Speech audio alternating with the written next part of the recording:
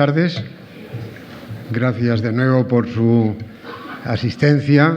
Es muy satisfactorio para quienes colaboramos en estos ciclos ver un local tan lleno. Les aseguro que van a salir entusiasmados de la conferencia. Es un placer presentarles a Charles Powell. Es, como pueden comprender por su apellido, hispano-británico, pero es nacido en Madrid y es en este momento director del Real Instituto Elcano y también profesor en la Universidad de San Pablo CEO de Madrid. Es, efectivamente, por su ascendencia británica muy directa, él estudió en Oxford, hizo el doctorado en Oxford, y como en alguna otra presentación ha debido salir, o ha salido, por lo menos en la mía, esa vinculación de algunos de nosotros a Oxford, Charles, ha estado también, el profesor Powell, ha sido parte de dos colegios de Oxford, University College y St. Anthony's College, y discípulo de Raymond Carr, y por tanto miembro también de ese pequeño grupo de historiadores, varios españoles, otro como él hispano-británico, algunos británicos, y también Shlomo Ben-Ami, el embajador que fue de Israel en España, que nos educamos en torno a Raymond Carr y en St. Anthony's College y en el llamado Centro de Estudios Ibéricos, que se subsumió, yo creo que ya con Charles, dentro del Centro de Estudios Europeos de ese mismo college de St. Anthony's College. Ha seguido una trayectoria de tanto, digamos, académica como de obra escrita excelente. Es uno de los primeros biógrafos del rey Juan Carlos. Publicó un primer libro que era El piloto del cambio, y después ese libro que también salió en inglés, el libro Juan Carlos, un rey para la democracia, que apareció en ambos idiomas, yo creo que en 1995-96. El anterior es del año 91. Está vinculado, es director en este momento del Real Instituto Elcano, como les decía, pero antes estuvo muy vinculado, y es uno también de los impulsores iniciales de lo que entonces era el Instituto Universitario Ortega y Gasset, y ahora ya es la Fundación Ortega Marañón, después de fusiones entre instituciones tanto orteguianas como marañonianas. Y fue allí también pues director de estudios y distintos cargos desde el primer momento, de manera que se le debe la puesta en funcionamiento del Instituto Universitario como tal a Emilio Lamo de Espinosa y a él mismo, que a su vez estarían juntos desde pronto en el Real Instituto Elcano, como digo, ahora desde hace unos años él es director, pero que siempre ha sido desde el muy primer momento parte del mismo como investigador, o como no recuerdo exactamente qué nombres suelen llevar. Bueno, decía, termino con los libros. Posteriormente publicó un libro que es, yo creo que de los mejores sobre la transición, España en democracia, 1975-2000. Uno de los libros anteriores, El piloto del cambio, ganó el Premio Espejo de España en el año 91, y este fue premiado con el premio Así fue en el año 2001. Posteriormente, Adolfo Suárez, El presidente que se hizo a sí mismo, de 2004, El amigo americano, España y Estados Unidos, de la dictadura a la democracia, 2011, y tiene ya, que saldrá, me imagino que muy pronto, casi de forma inmediata, un libro, yo lo conozco como título, Monarquía y democracia. No sé si lo van a alterar a última hora, me decía que están discutiendo eso. Y además tiene también, por su contribución a las relaciones hispano-británicas, el título de Companion de la Orden de San Miguel y San Jorge.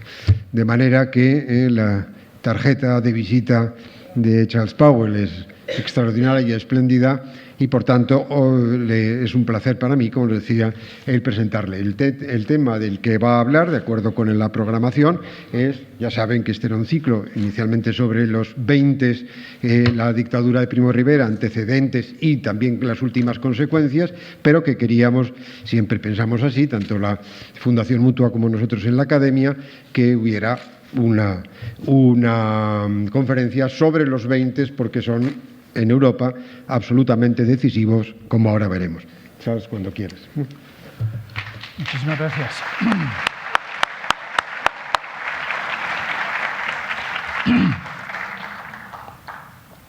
Muchísimas gracias, Juan Pablo. Buenas tardes, señoras y señores, y muchísimas gracias a todos ustedes por acompañarnos en esta calurosa tarde madrileña. Me hace especial ilusión que me presente en un acto de esta índole el profesor Fusi, querido Juan Pablo, porque, como él ha comentado, nuestras vidas se han entrecruzado a lo largo de los años. Los dos somos discípulos de Sir Raymond Carr, el gran hispanista británico, y los dos también hemos tenido en común nuestro interés, nuestra actividad en la Fundación José Ortega y Gasset, que probablemente fue en los años 80 una de las instituciones académicas más interesantes y más dinámicas del país. Una pequeña anécdota que, de hecho, Juan Pablo no conoce. Yo soy un poco despistado y cuando terminé la carrera en Oxford, yo quería hacer el doctorado y quería estudiar seguir estudiando la España contemporánea, y yo tenía noticia del conocimiento del Centro de Estudios Ibéricos de St. Anthony's College en Oxford, mi universidad.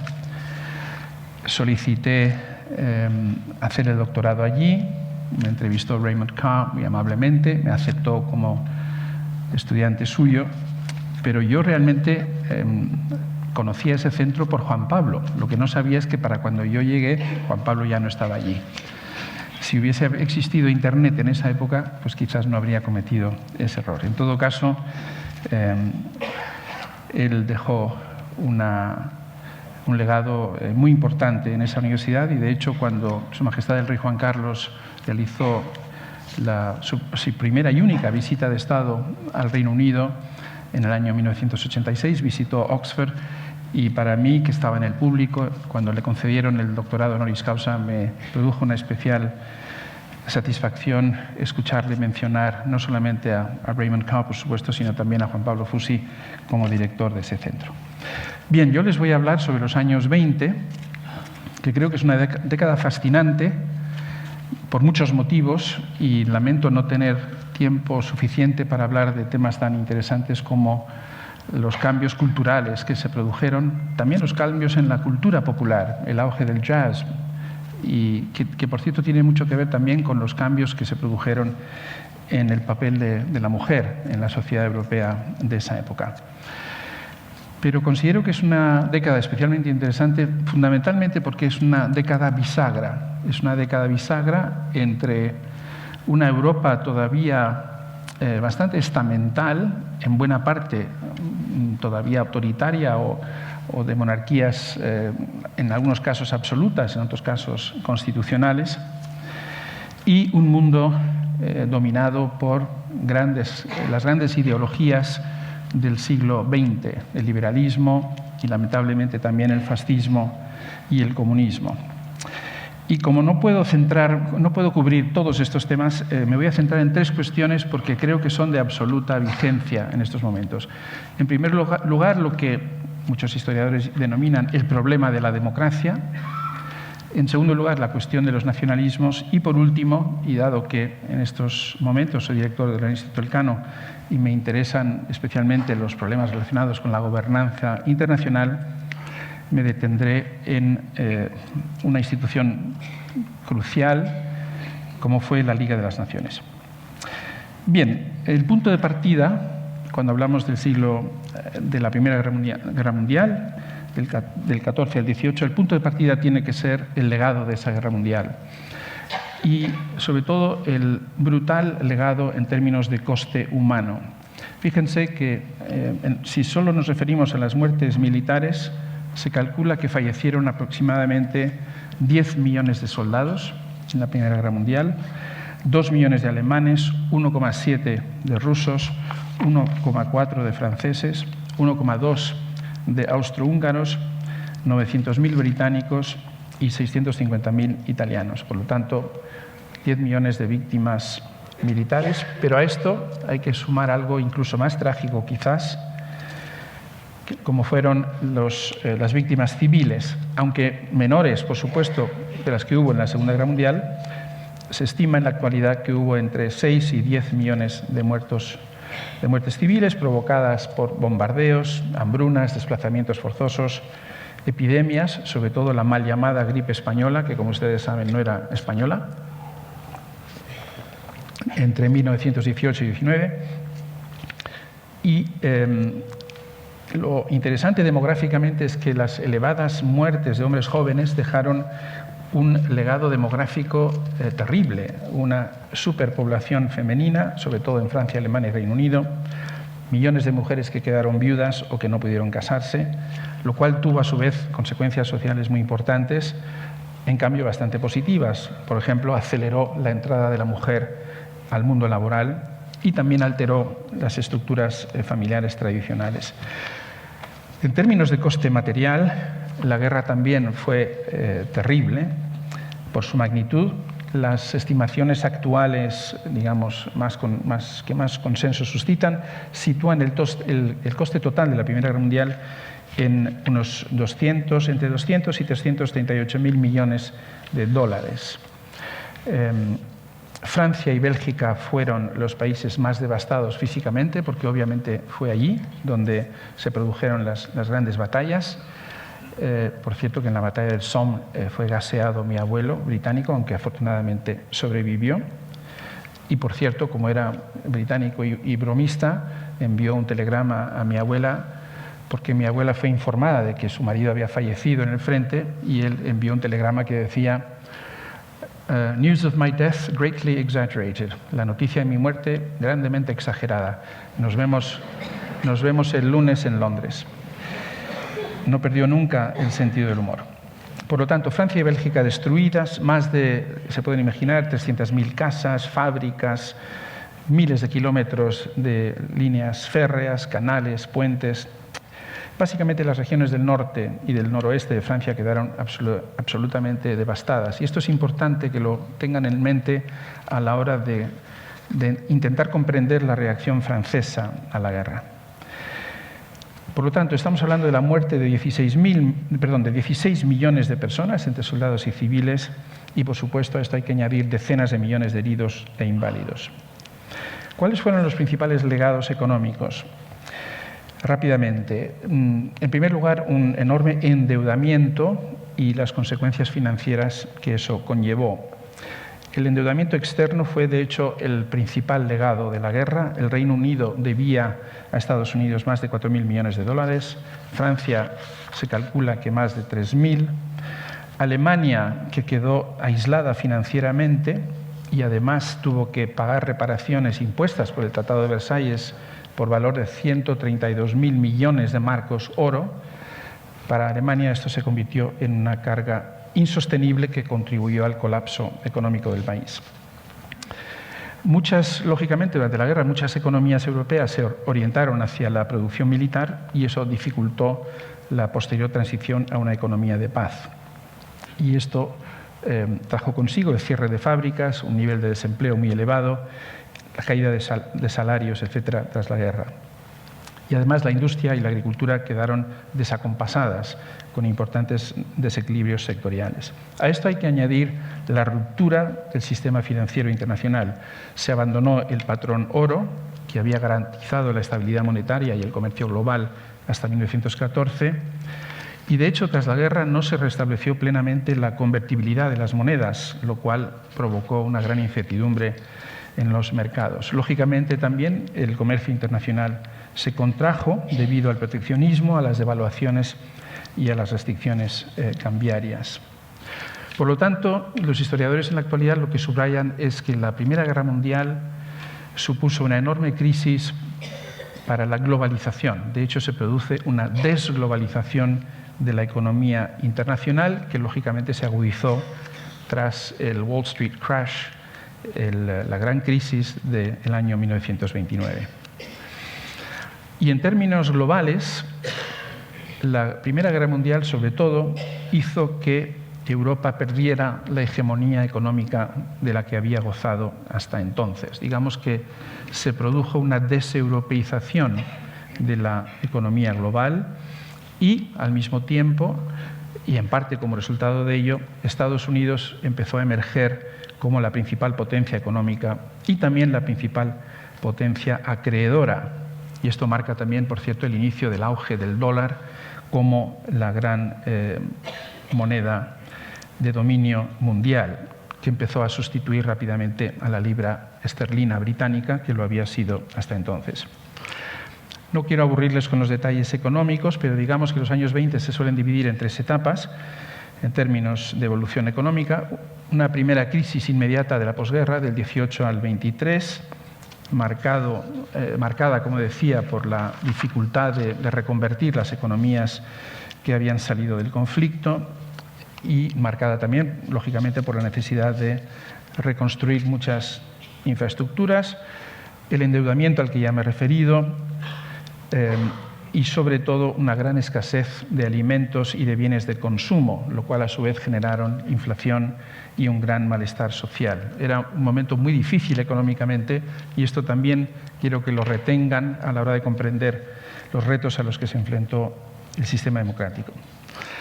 Alemania fue, por supuesto, la principal víctima de este fenómeno y experimentó lo que hoy denominamos hiperinflación. Es un fenómeno que no se había producido en el mundo contemporáneo hasta entonces, en Europa, en parte debido a las enormes reparaciones de guerra estipuladas por el Tratado de Versalles, como ya he comentado, 132.000 millones de marcos oro. Y para pagar estas deudas, el gobierno alemán tuvo que emitir moneda masivamente, provocando, como digo, en el año 23 una hiperinflación desbocada, de la cual realmente apenas pudo recuperarse. Hay una segunda etapa de estabilización y de recuperación del 24 al 29, en parte porque Estados Unidos, y esto es muy interesante, Estados Unidos era un país todavía aislacionista, pero veían que los europeos éramos incapaces de resolver nuestros problemas sin ellos, y por eso el gobierno americano introduce el Plan Dawes en el año 24 y luego el Plan Young en el año 29 para intentar equilibrar o reequilibrar la economía alemana. Y fue básicamente Estados Unidos el país que reorganizó las reparaciones alemanas y facilitó préstamos internacionales, básicamente de bancos estadounidenses a Alemania, pero eso también acentuó este proceso de endeudamiento al que me he referido antes. Esto tuvo una parte muy positiva, permitió la estabilización del marco alemán con la introducción de una nueva moneda, el Rentenmark, lo cual permitió la recuperación de la confianza de los inversores, una cierta estabilidad monetaria y un cierto crecimiento económico. Se normalizaron los tipos de cambio, se restablecieron los pagos internacionales y se atrajo capital extranjero. Y gracias a ello, Alemania, Francia y Reino Unido vivieron una moderada expansión industrial y comercial. Y Francia, con ayuda de estas indemnizaciones y algunas reformas fiscales que se realizaron, pudo reconstruir sus regiones devastadas. Por lo tanto, aquí hay un momento de prosperidad a mediados de la década, un auge del consumo, por ejemplo, la aparición del automóvil como bien de consumo en algunos de estos países, de los electrodomésticos, las radios, etc.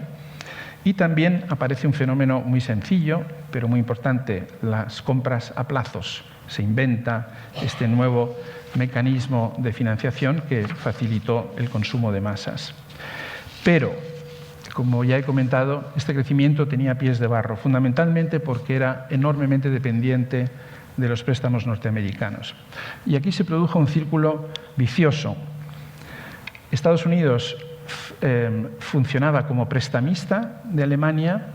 El dinero que los americanos entregaban a los alemanes lo utilizaban para pagar sus reparaciones a los aliados, y los aliados, a su vez, utilizaban este dinero para pagar sus deudas con Estados Unidos. Es decir, el círculo era completo. El dinero americano que va a Alemania de Alemania va a Francia y Reino Unido, de Reino Unido y Francia va de nuevo a Estados Unidos. Y esto generó una enorme fragilidad en el sistema económico internacional. Y por último, tendríamos una tercera fase en la evolución económica, que fue una fase ya de vulnerabilidad y el preludio a la crisis definitiva, el famoso crack del año 29.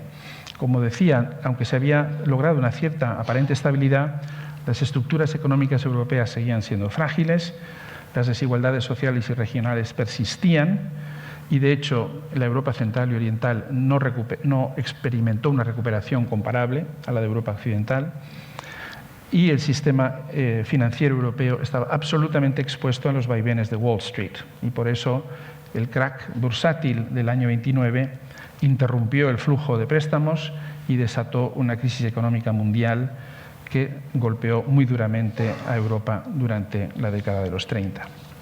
Por lo tanto, como ven, una década compleja desde el punto de vista económico, con consecuencias básicamente negativas, sobre todo al final de la década, en lo que se refiere a su impacto social. El segundo punto de partida, al hablar de los 20, tiene que ser el Tratado de Versalles de 1919. No quiero entrar ahora en detalle en lo que se refiere a los acuerdos alcanzados en función de ese tratado, pero lo importante es, creo recordar, que había dos filosofías en relación con el Tratado de Versalles.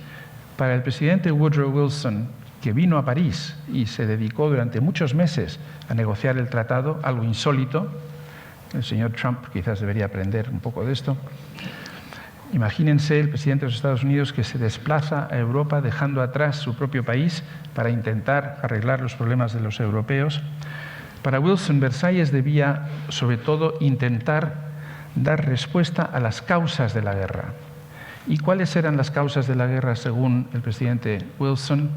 La ausencia de democracia, por un lado, y las demandas insatisfechas de muchas naciones europeas, sobre todo de las que no contaban con un Estado propio.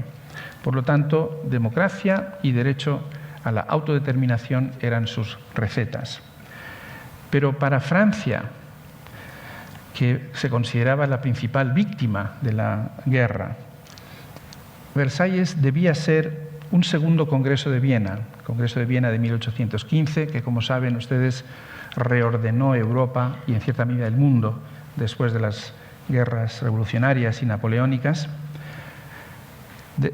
De acuerdo con este esquema, para Francia, Versalles debía básicamente castigar a los culpables de la guerra, fundamentalmente Alemania, y sobre todo evitar que pudiera constituir de nuevo una amenaza a la seguridad de Francia comparable, es decir, asegurarse de que los alemanes no pudieran nunca tener otra vez el poderío militar que habían alcanzado. Para ello se impusieron estas reparaciones brutales que ni los británicos ni los americanos querían imponer, en realidad, y también se castigó a Alemania privándola de buena parte de su territorio, por supuesto, de sus fuerzas armadas y también de todas sus posesiones coloniales. Lo que quiero subrayar es el enorme impacto político de la guerra. Fíjense, la guerra trajo consigo el colapso de 4 grandes imperios: el Imperio Otomano, el Imperio Ruso, el Imperio Austrohúngaro y el Imperio Alemán. Antes de la Primera Guerra solo había 3 repúblicas en Europa. En 1918 ya eran 13 repúblicas democráticas, fundamentalmente porque Versalles crea nuevos estados: Checoslovaquia, Polonia, que había dejado de existir 100 años antes, el reino de los serbios, croatas y eslovenos, que luego se convierte en Yugoslavia, Finlandia y los 3 bálticos, Estonia, Letonia y Lituania, y, por cierto, Irlanda, de la que a menudo nos olvidamos en este contexto. Y gracias a este fenómeno, en Europa central y oriental surgió lo que algunos autores han denominado un cinturón democrático desde el Báltico hasta los Balcanes, pasando por Alemania y Polonia. Por lo tanto, esto se puede celebrar, y se celebró en su día como el triunfo de la democracia y la superación de regímenes autocráticos. Y lo realmente sorprendente es el auge que experimentó el constitucionalismo liberal y democrático durante esos años. Vivió realmente una edad de oro. La Constitución de Austria, aprobada en el 18, la famosa Constitución de Weimar, la más importante de todas y probablemente la más avanzada, se aprobó en el 19. En 1920 adquirió una Constitución Checoslovaquia, en el 21 Polonia, en el 22 Irlanda. Fíjense que en el año 1929 había 22 constituciones en Europa. Incluso el Estado Vaticano, curiosamente, decidió dotarse de una constitución. No exactamente democrática, pero en todo caso es interesante el triunfo de la idea constitucional. Fue un gran triunfo para los juristas. Yo como historiador siempre me asusto un poco cuando los juristas experimentan grandes éxitos, les confieso. Pero ¿por qué digo que fue un gran éxito? Porque los juristas tenían un gran objetivo, un objetivo primordial, que era la subordinación de la política al derecho. Es decir, la idea de que la política se podía racionalizar y, por lo tanto, controlar y predecir a través del derecho. Es un esfuerzo, en última instancia, por racionalizar el poder. Todas estas constituciones apelaron a una nueva instancia legitimadora, normalmente el pueblo, o en algunos casos denominado como nación. Y otra cosa que tienen todas en común es que recelaban del poder ejecutivo. ¿Por qué? Porque eran países que habían surgido gracias al colapso, en su mayoría, de autocracias, de regímenes autocráticos como el Imperio zarista, el Imperio otomano, el Imperio austrohúngaro. Y por lo tanto, este recelo del poder ejecutivo, que era fruto de esa asociación cognitiva con los regímenes que habían sido destruidos o superados, dio también a un gran entusiasmo por los parlamentos. La idea era que los parlamentos debían ser fuertes y de esa manera los ejecutivos estarían controlados.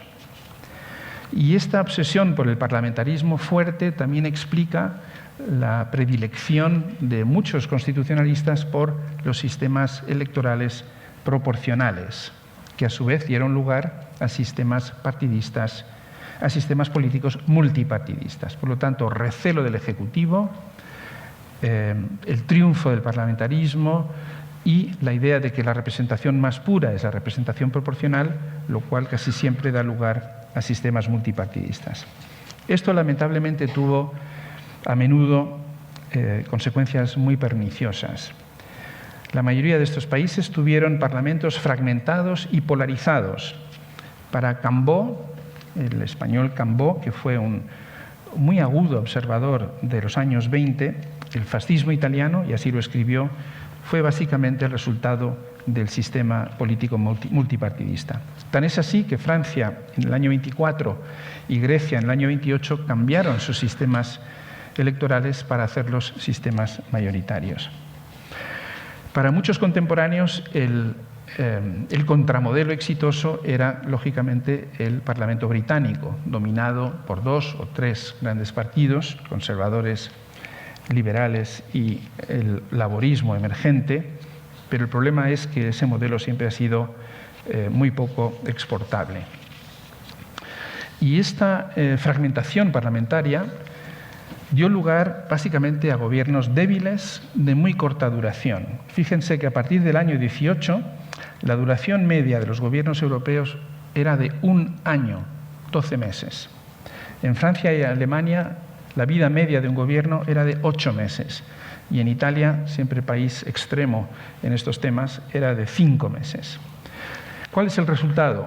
Parlamentos fragmentados, ejecutivos débiles, incapacidad para legislar eficazmente y, sobre todo, para implementar la legislación cuando finalmente se lograba aprobar. Absoluta falta de continuidad y de estabilidad política. Y en este contexto surge la idea de defender a la democracia del liberalismo.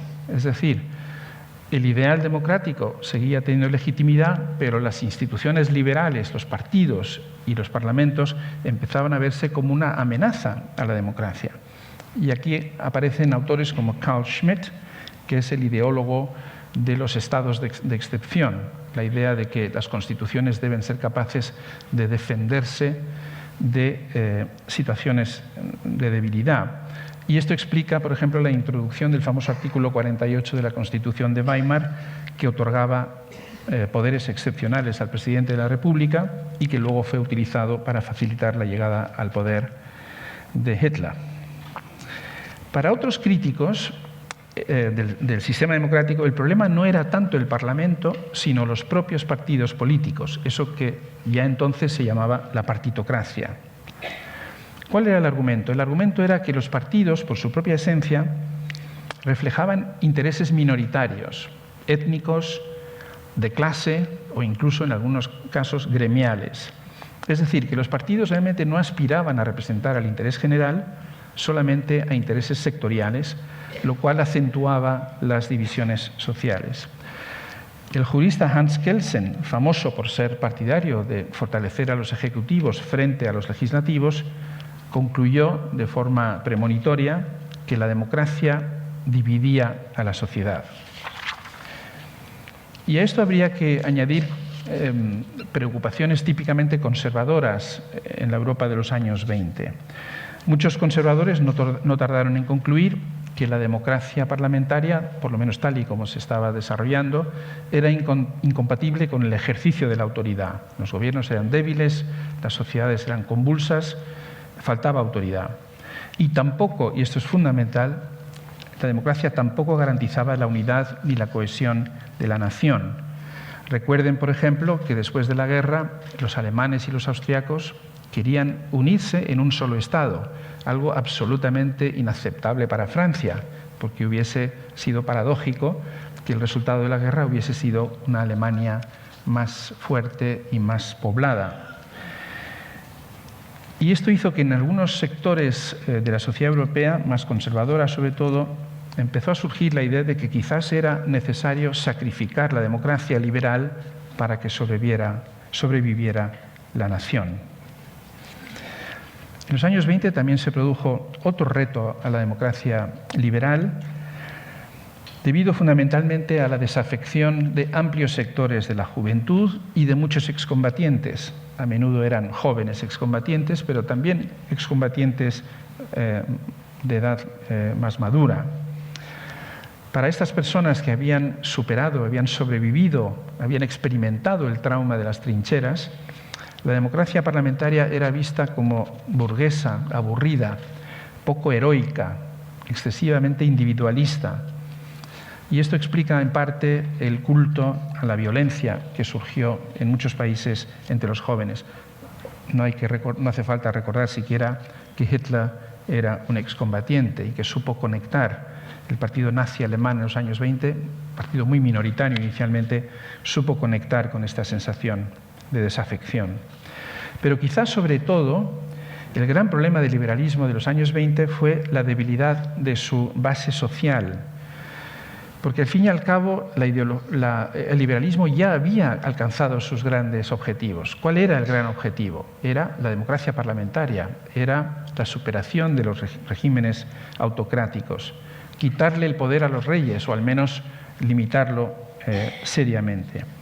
Y el gran economista inglés John Maynard Keynes reconoció públicamente que de hecho a él le preocupaba que había muy pocos motivos positivos para ser liberal. Es decir, los argumentos de los liberales eran básicamente argumentos negativos: evitar la autocracia, evitar el exceso de poder, pero tenían aparentemente dificultad para proponer ideas que pudieran movilizar a la población.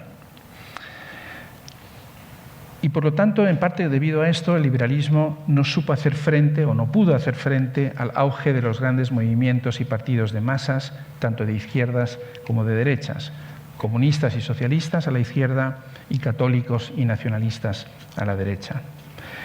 Pero es que además, en aquellos países donde la izquierda obtuvo buenos resultados electorales, el apoyo de la izquierda a los sistemas democráticos tampoco fue suficiente para garantizar su supervivencia. La izquierda se vio muy perjudicada en este sentido por el enfrentamiento entre comunistas y socialdemócratas, sobre todo en la República de Weimar, pero incluso en la República de Weimar, que quizás tenía más posibilidades de consolidarse que muchos otros sistemas, El partido más votado durante toda la vida de la República de Weimar fue el Partido Socialdemócrata, el partido de Ebert, el SPD, que era básicamente accidentalista. Aceptaba una república democrática como mal menor y solo en la medida en que eso les permitiese eventualmente alcanzar su ideal, que era la creación de una sociedad socialista. Por último, las nuevas élites democráticas tampoco supieron manejar a los nacionalismos, básicamente porque recelaban del particularismo y por ello casi todas estas constituciones fueron constituciones que crearon estados unitarios y centralizados. Solo Alemania y Austria experimentaron brevemente con el federalismo y lo abandonaron con cierta rapidez. En última instancia, quizás lo que ocurrió fue que no se pudo superar la tensión entre un liberalismo del siglo XIX, que básicamente fue el liberalismo que se plasmó en estas constituciones, y las nuevas demandas sociales surgidas de las penurias que se habían atravesado en la Primera Guerra Mundial, y también demandas sociales surgidas en respuesta o como reacción a la revolución bolchevique en Rusia. Y este dilema lo resumió muy bien uno de los padres de Weimar cuando dijo o Wilson o Lenin. Esta era la dicotomía.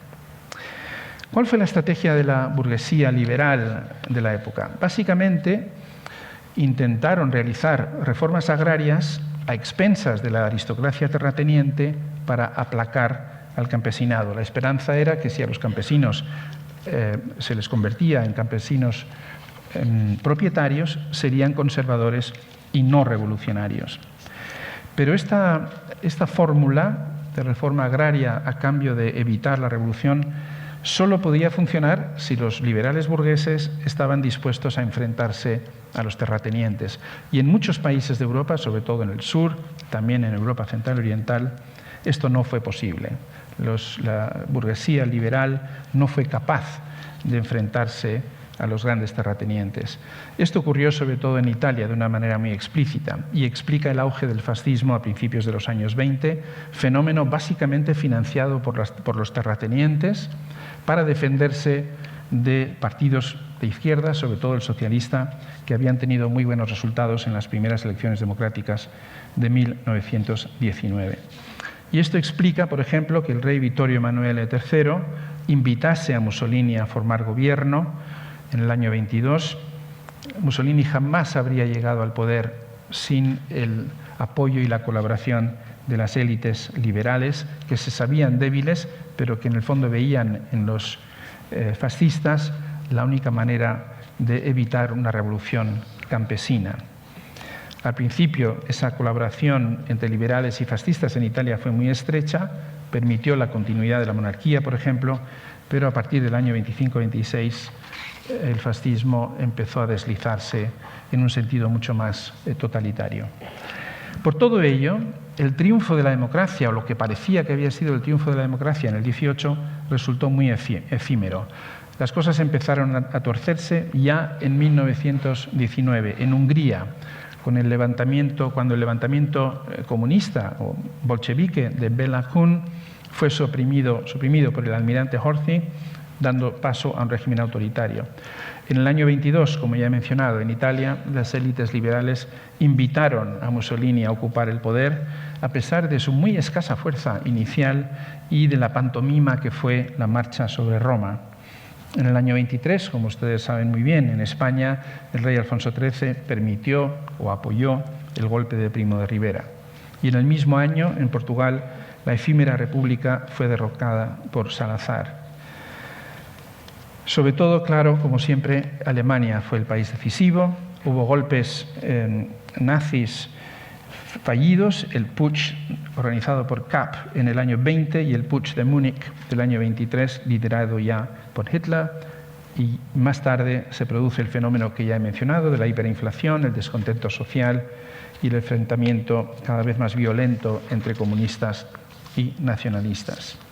De tal manera que tras la Gran Depresión del año 29, uno tras otro, estos países que se habían democratizado se fueron radicalizando, dando la espalda a la democracia parlamentaria. Y el resultado paradójico fue que en el año 30 parecía que la democracia iba a compartir el mismo destino que habían tenido previamente las monarquías en el año 18. De hecho, la democracia solamente sobrevivió en el norte de Europa, en el Reino Unido y los países nórdicos fundamentalmente, y más concretamente la democracia sobrevivió allí donde los socialdemócratas se aliaron con la población rural, como ocurrió en Escandinavia, o allí donde los socialdemócratas aprendieron a alternar en el poder con los conservadores, como ocurrió en el Reino Unido. ¿Cuáles fueron entonces los motivos más profundos, sistémicos, de este fracaso de la democracia?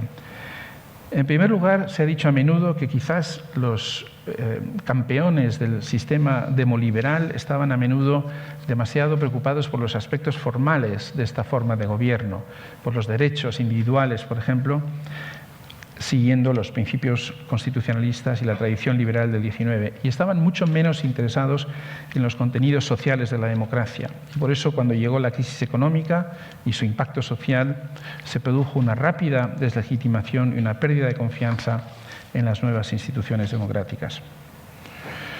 Y aquí hay una paradoja muy interesante. La revolución bolchevique de 1917 agitó el espectro del comunismo, proyectando su sombra sobre Europa occidental, pero cuando en realidad el comunismo solo triunfó en Rusia, en el país menos desarrollado de Europa, en el país más oriental de Europa. Pero a pesar de eso, el triunfo de la revolución bolchevique ejerció una enorme influencia política. Y esta polarización política que alimentó el triunfo de la Revolución Rusa desembocó en frecuentes conflictos civiles en otros países. Al final, las nuevas élites gobernantes resultaron ser anticomunistas primero y demócratas después. Algunos contemporáneos incluso hablaban de que vivían en democracias sin demócratas, países formalmente democráticos donde no había realmente partidarios de la democracia. Y concluyo este bloque recordándoles algo que me parece importante. A menudo se olvida lo notable, lo excepcional que fue este breve experimento democrático de los años 20, y sobre todo después de la caída del muro de Berlín, hemos dado por hecho que la democracia es la forma natural de gobierno de los europeos. Como digo, esta es una tendencia comprensible, teniendo en cuenta lo que ha ocurrido después de 1989, pero muy cuestionable. En realidad es una conclusión un tanto ahistórica. El triunfo de la democracia no era inevitable en los años 20. Paso rápidamente a la cuestión del nacionalismo. Si la Primera Guerra Mundial trajo consigo la caída de los viejos imperios, esto se vio como un triunfo de la democracia, pero también, y eso quizás no se vio con tanta claridad, supuso el triunfo del nacionalismo y sobre todo del principio de la autodeterminación. Esta es una idea muy fuerte, muy potente, muy atractiva. A cada nación le corresponde su Estado. Fue una idea revolucionaria en los años 20 que puso fin a imperios multinacionales y multiétnicos que habían sobrevivido durante muchos siglos. El caso más interesante, en mi opinión, es el Imperio Austrohúngaro. En el año 18 vivían en el imperio, cuando el imperio se disuelve, 51 millones de habitantes. Estaba formado por dos estados, Austria y Hungría, un estado compuesto si quieren, por 10 naciones históricas y por más de 20 grupos étnicos adicionales. En el fondo, se podría decir, fue un milagro que existiera este imperio durante tanto tiempo. Y lo interesante es que la corona en Austria, en el Imperio Austrohúngaro, no desconocía el hecho nacional, el sentimiento nacional, pero sí rechazaba, lógicamente, la idea del Estado-nación. La clave de su supervivencia fue el reconocimiento de la autonomía cultural y la concesión de derechos políticos a las naciones constitutivas.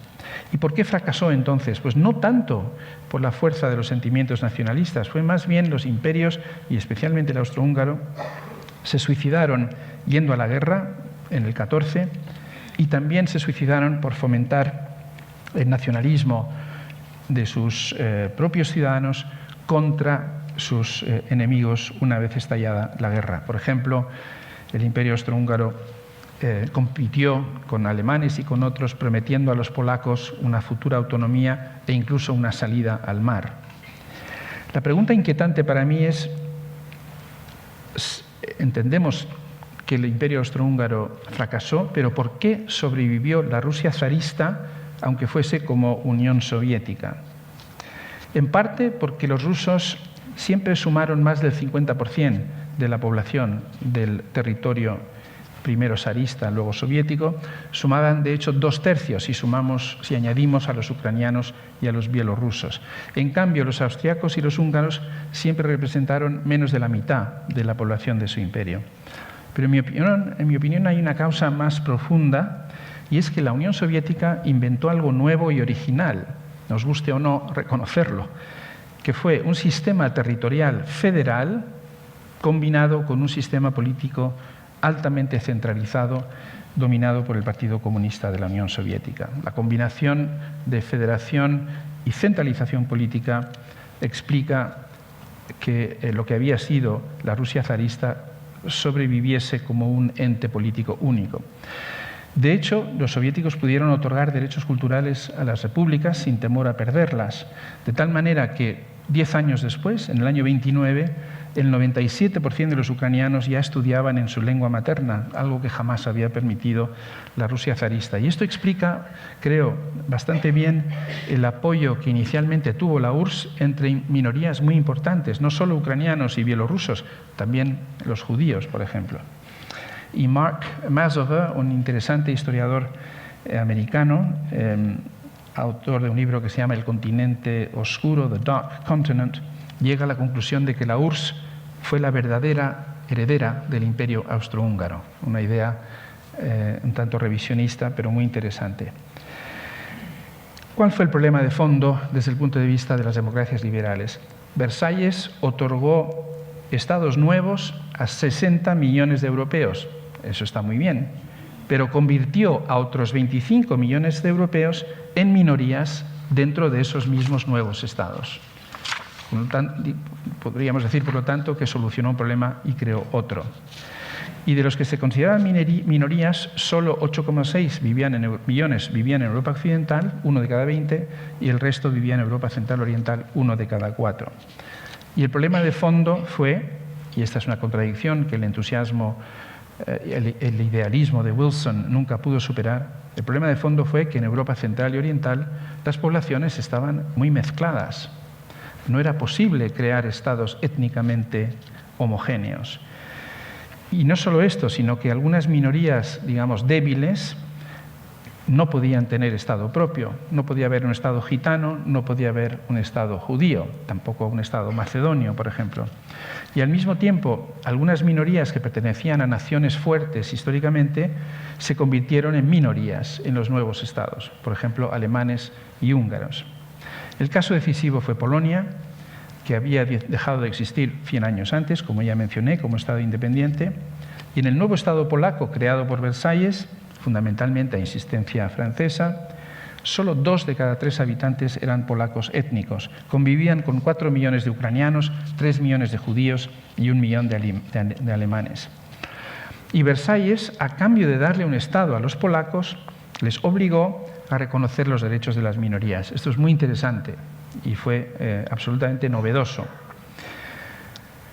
Por lo tanto, Polonia se convierte en un Estado, pero la Liga que le otorga ese Estado le obliga a aceptar el Tratado de las Minorías polaco de 1919. Esta es una gran novedad en derecho internacional, que reconocía los derechos de las minorías como entidades colectivas, no como suma de derechos individuales. ¿Cuál fue el problema? Que esto fue absolutamente imposible de implementar porque la Liga de las Naciones carecía de los instrumentos necesarios. Además, el reconocimiento legal del estatuto de minoría desincentivaba la asimilación. Nadie tenía un incentivo para asimilarse si podía, en cambio, mientras pudiera, digamos, gozar de ciertos estatutos, de ciertos privilegios por ser una minoría. De hecho, nadie fue partidario de la asimilación, ni las naciones mayoritarias ni las minoritarias. La Liga tuvo algunos éxitos, Por ejemplo, en el año 21 hubo una crisis en las Islas Åland, que al final la Liga contribuyó a que continuaran siendo finlandesas, pero con autonomía para la minoría sueca.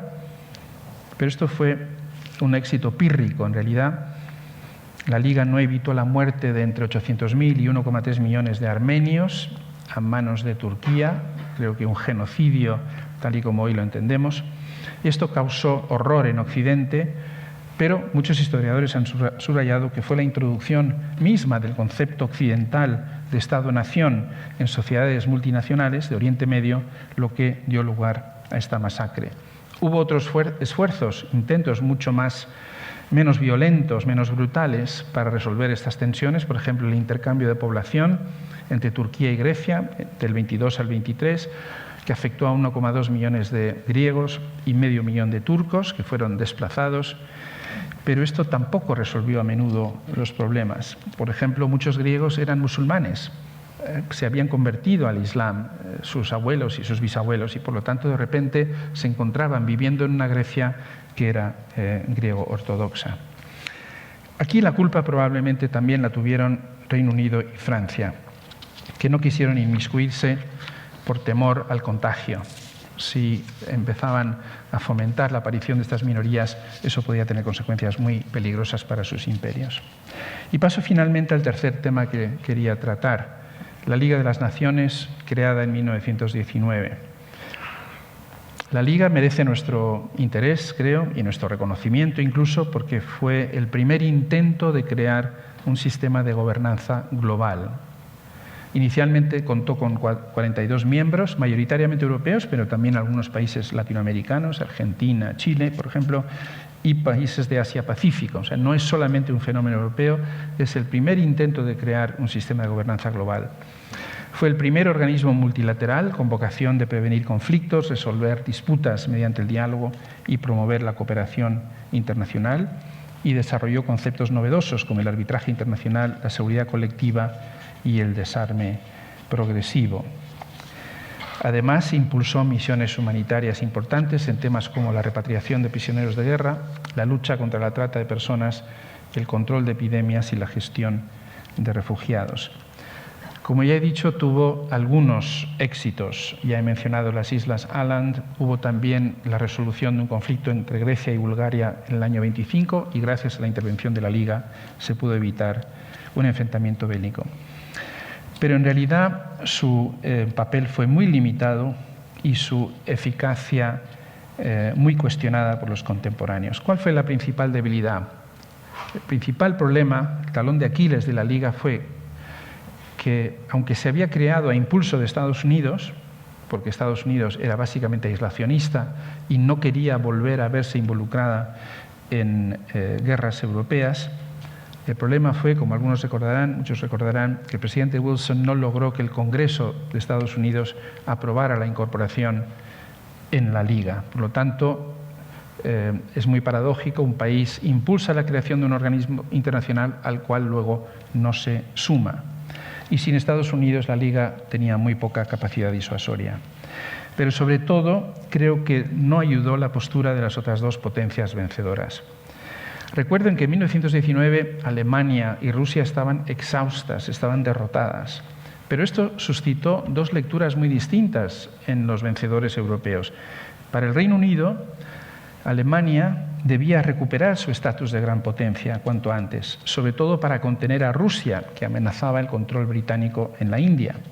En cambio, para Francia, el principal papel de la Liga debía ser garantizar que Alemania nunca pudiese convertirse de nuevo en una amenaza existencial. Por lo tanto, para los franceses, la Liga debía sobre todo garantizar el cumplimiento del Tratado de Versalles, tratado, creo que hoy se acepta, excesivamente e injustamente duro con Alemania.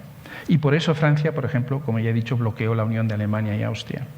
Esto explica también el entusiasmo francés por crear nuevos estados en Europa Central Oriental, no porque los franceses apoyaran el principio de autodeterminación, sino porque querían crear estados intermedios que les protegieran de futuras agresiones rusas o, sobre todo, alemanas.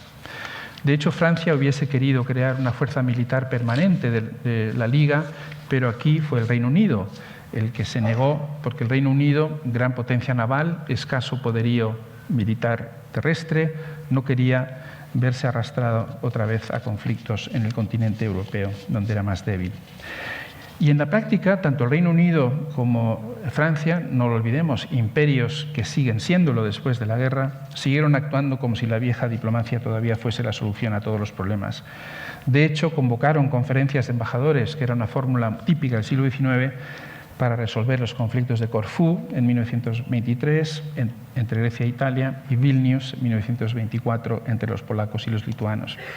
De hecho, Francia, para garantizar sus intereses, incluso impulsó la creación de un acuerdo entre los nuevos estados, la llamada Petite Entente, con Yugoslavia, Checoslovaquia y Rumanía contra Hungría y Alemania. Son fórmulas absolutamente decimonónicas, absolutamente tradicionales, que supuestamente iban a ser ya superadas en vista del horror de la Primera Guerra Mundial.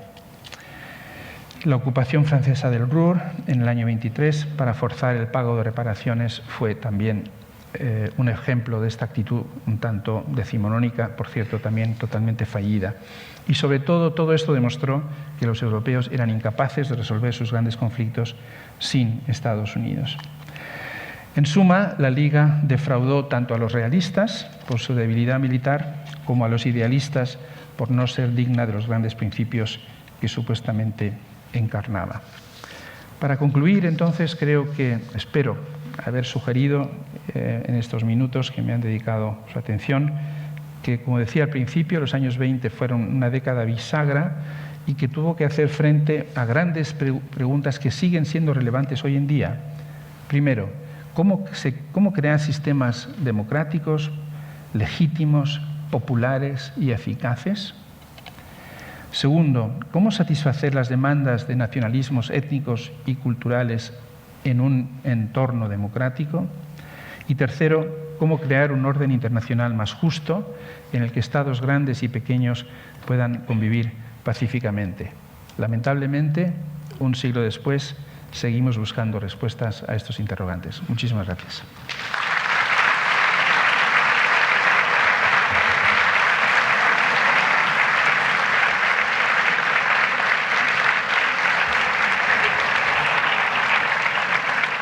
Muchísimas gracias, Charles. No creo haber exagerado cuando les decía al principio que iba a ser una intervención estupenda. A mí me ha parecido extraordinaria. Efectivamente, como él ha dicho, muchos de los temas que entonces se protagonizaron la vida pública en los años 20 recuerdan, o por lo menos tampoco ahora hemos sido capaces de solucionarlos. Algunos de los temas de los años 20 es que no han desaparecido, desde nombres que están en la memoria y en el recuerdo de todos, Mussolini, Hitler, que han aparecido, o Primo de Rivera en España, pero Franco ya era general en los años 20 y director de la Academia Militar de Zaragoza. Bueno, el presidente Wilson, la Sociedad de Naciones, que es el precedente inmediato de la ONU. En esa misma Sociedad de Naciones se planteó por primera vez la idea en el año veintitantos, no me acuerdo ahora cuándo, de la unidad europea.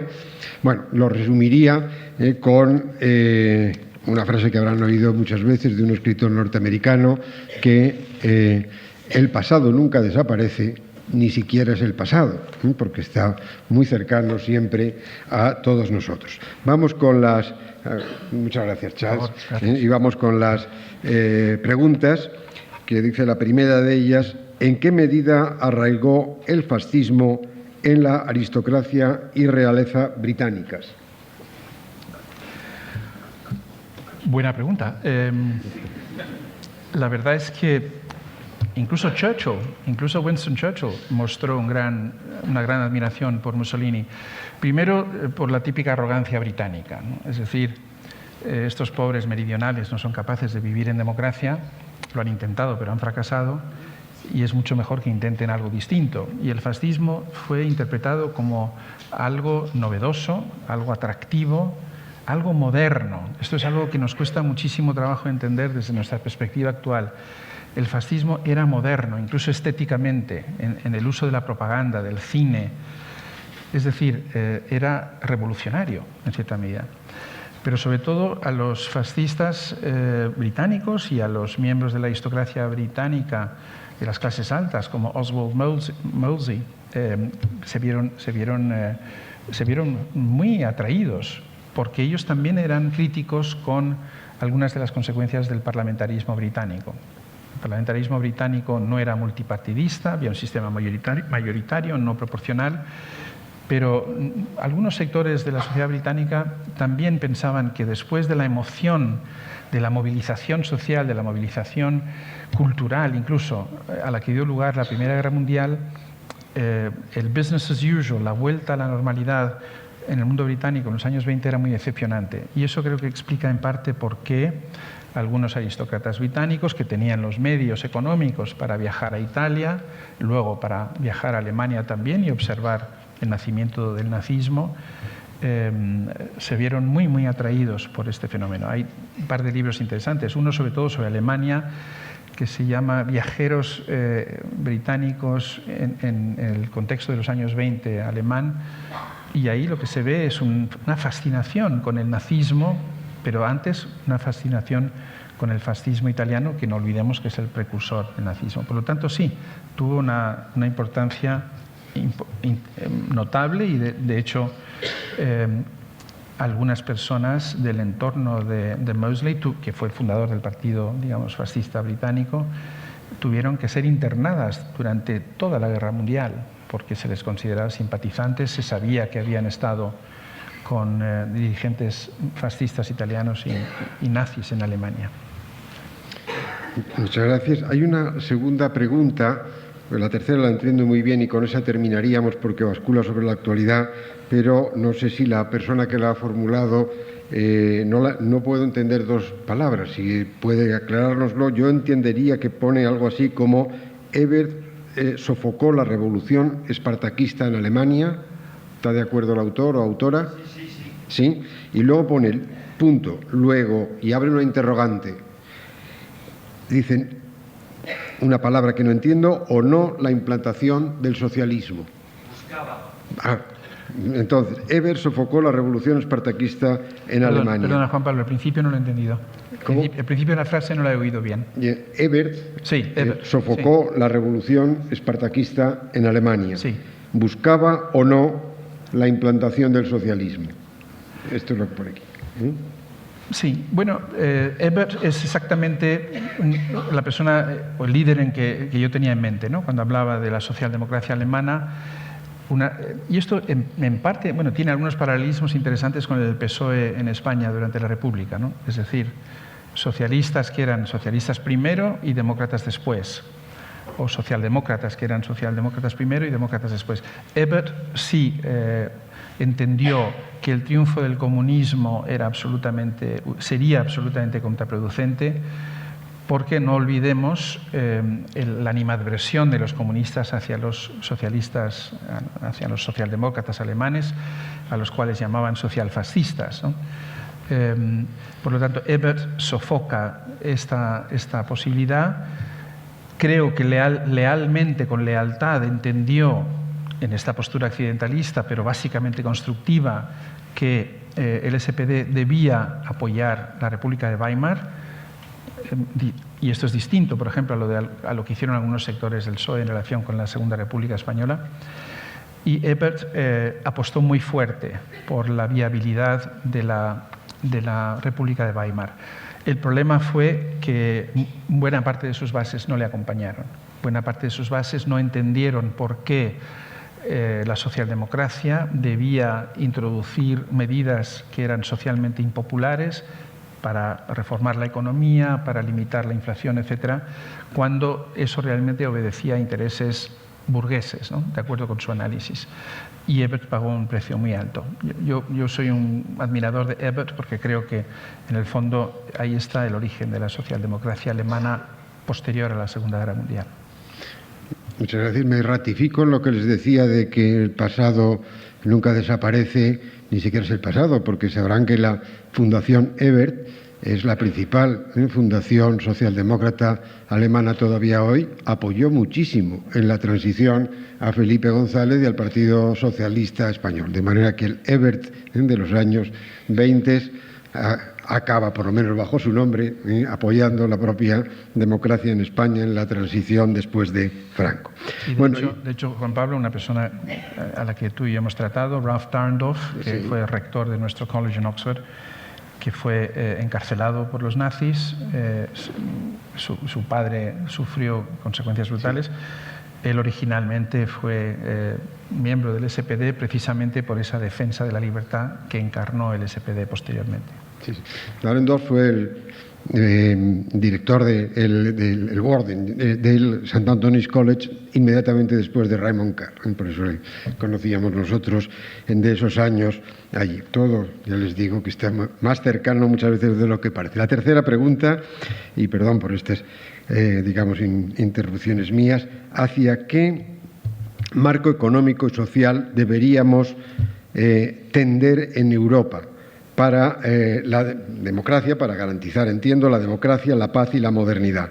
El trumpismo, tal como aterriza, no parece suponer una etapa feliz.